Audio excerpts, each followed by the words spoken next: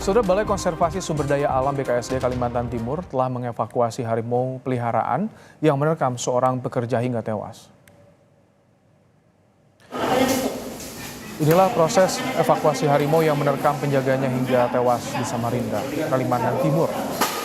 Setelah harimau dibius, harimau dipindahkan ke kandang besi untuk dipindahkan ke Lembaga Konservasi Satwa Gunung Bayan Lestari di Kabupaten Kutai Kartanegara. BKSDA akan memeriksa harimau untuk mengetahui jenis dan asal harimau tersebut.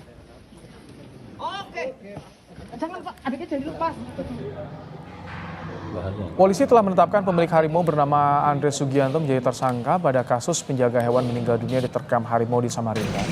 Menurut Kapolresta Samarinda, Kombes Ari Fadli, pemilik harimau yang juga sebagai majikan korban, telah ditetapkan sebagai tersangka dan dijerat pasal berlapis terkait pasal kelalaian dan pasal pemeliharaan binatang yang dilindungi tanpa memiliki izin. Saat ini pihak BKSDA Kaltim juga telah mengevakuasi harimau tersebut ke Balai Konservasi. Permasalahan ini kan spesialis ya, spesialis. Ada yang terkait dengan konservasi sumber daya alam hayati atau hewan liar yang secara undang-undang tidak boleh dipelihara, ya. Jadi oleh karena itu kita juga gunakan Undang-Undang Nomor 5 Tahun 1990 tentang konservasi sumber daya alam hayati dan ekosistem, itu pasal 1 ayat 2 yang ancaman hukumannya juga 5 tahun. Kemudian kita habis dengan pasal 359 KUHP karena lalainya mengakibatkan orang meninggal dunia, ya.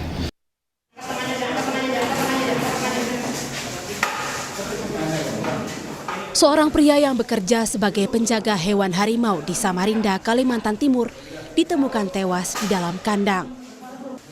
Ia diduga diterkam harimau saat hendak memberi makan pada Sabtu siang.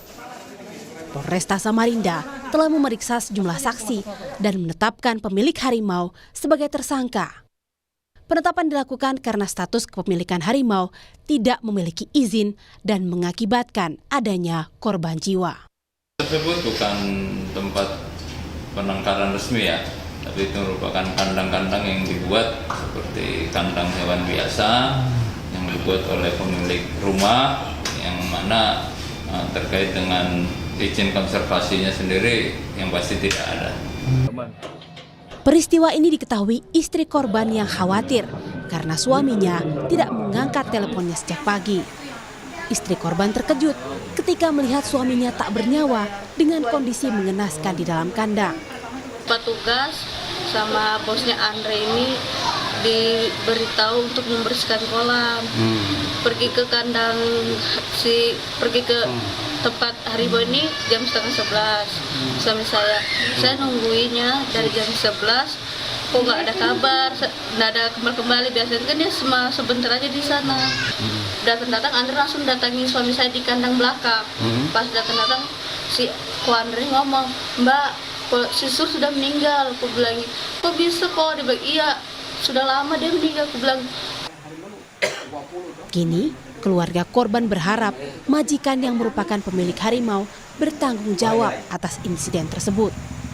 Korban merupakan tulang punggung keluarga yang memiliki 2 orang anak dan sang istri sekarang dalam kondisi hamil. Tim Liputan Kompas TV, Samarinda, Kalimantan Timur. Lebih lengkap soal penanganan kasus warga diterkam harimau hingga tewas akan kami tanyakan langsung pada Kapolresta Samarinda, Kombes Ari Fadli. Selamat petang, Pak Kapolres. Selamat petang, Mas. Baik, Pak Kapolres, jadi penetapan tersangka pemilik harimau ini karena tidak memiliki izin atau ada kelalaian di sini, Pak Kapolres? Ya, jadi berdasarkan hasil pemeriksaan kita, dari hasil pemeriksaan saksi-saksi yang ada, kemudian setelah bukti-bukti kita kumpulkan, kemudian kita naikkan proses penyelidikan ke penyidikan, dan berdasarkan hasil gelar perkara kita tetapkan terlapor atau pemilik harimau ini sebagai tersangka. Itu kenapa tadi soal izin, yang tidak ada izin atau ada diduga kelalaian? Karena kan kepolisian koordinasi juga dengan BKSDA soal bagaimana menangani harimau ini. Ya, yang pasti bahwa dalam peristiwa atau kronologis peristiwa ini ada 2 ketentuan yang dilanggar. Yang pertama terkait dengan Undang-Undang Nomor 5 Tahun 90 tentang konservasi sumber daya alam hayati dan ekosistem, yang mana di dalam pasal 21 ayat 2 itu setiap orang dilarang untuk memperniagakan, memiliki, memelihara hewan liar yang hidup, ya. Itu pasal 21 ayat 2. Kemudian dalam peristiwa ini juga karena ada kelalaian si pemilik ini akhirnya mengakibatkan meninggalnya orang, sehingga kita kenakan juga pasal 359 KUHP. Itu sudah berapa lama pemilik ini memelihara harimau? Ada 2 ya Pak Kapolres kalau kita lihat di visualnya. Menurut keterangan saksi yang ada yang menyatakan sudah sekitar 2 tahun, tapi juga ada yang menyatakan baru 1 tahun lebih kalau keterangan. Jadi memang harimau ini dibeli pada saat berumur 1 bulan, ya, dengan harga 100 juta dari Jakarta informasinya, kemudian dibawa dengan kendaraan menuju ke Samarinda lewat kapal laut. Oke. Kalau misalkan ini diduga dibeli dari orang lain, apakah dari kepolisian juga akan menginvestigasi soal jual beli hewan dilindungi saat ini Pak Kapolres?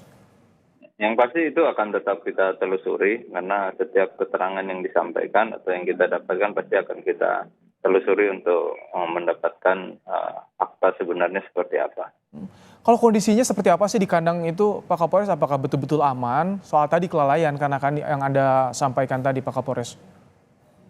Ya, kalau kita lihat dari posisi kandang yang ada, kalau memang pada saat tertutup,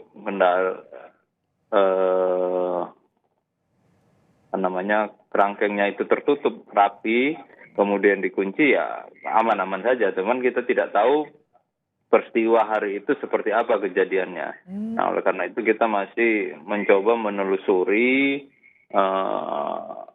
bukti-bukti lain, mungkin ada CCTV atau ada keterangan lain, karena pada saat itu kita minim saksi yang ada di dalam tempat tersebut, karena pada saat korban masuk, SOP-nya mereka selalu menutup pintu, ya, pintu gerbang dari besi itu ditutup. Jadi tinggal mungkin harapan kita adalah bagaimana mungkin kita bisa memperoleh bukti-bukti lain untuk membuat terang, membuat bagaimana sih terjadinya. Kronologisnya ya. Ya, baik. Terima kasih Pak Kapolresta Samarinda Kombes Ari Fadli telah menyampaikan bagaimana informasi soal warga yang tewas diterkam harimau di Samarinda, Kalimantan Timur.